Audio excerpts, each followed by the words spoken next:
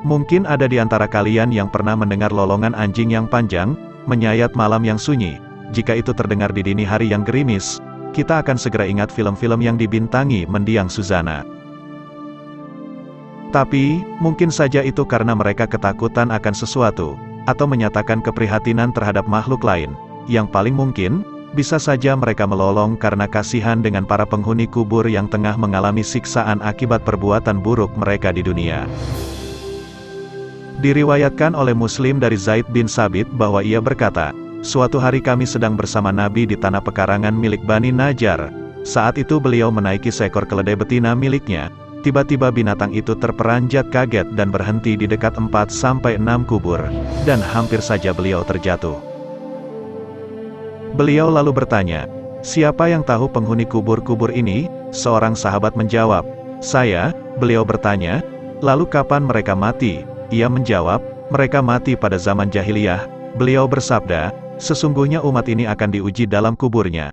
Seandainya kalian tidak saling menguburkan, niscaya aku akan berdoa kepada Allah agar Dia membuat kalian mendengar siksa kubur seperti yang aku dengar.'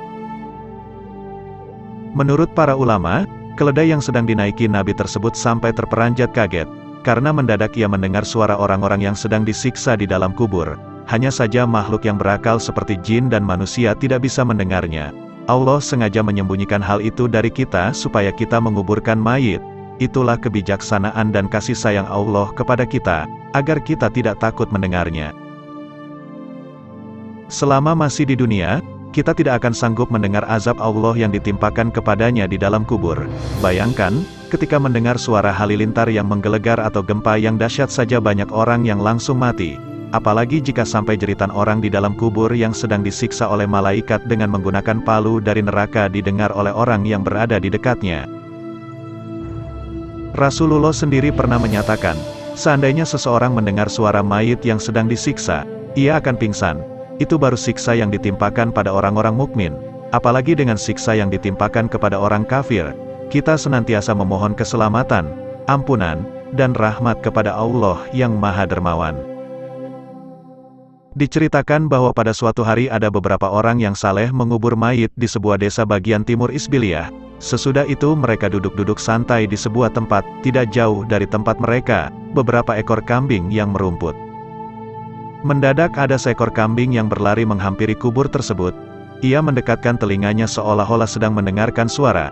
Setelah itu ia lari terbirit-birit ke tempatnya semula dan bergabung dengan teman-temannya. Mendengar hikayat tersebut, Abul Hakam berkata, "Aku tiba-tiba jadi teringat akan kematian, dan ingat sabda Nabi, sesungguhnya mereka sedang disiksa dengan azab yang bisa didengar oleh binatang." Sahabat-sahabat yang budiman, semoga informasi tersebut menjadikan kita semakin meningkatkan keimanan dan ketakwaan kepada Allah Azza wa Jalla. Amin ya Rabbal Alamin.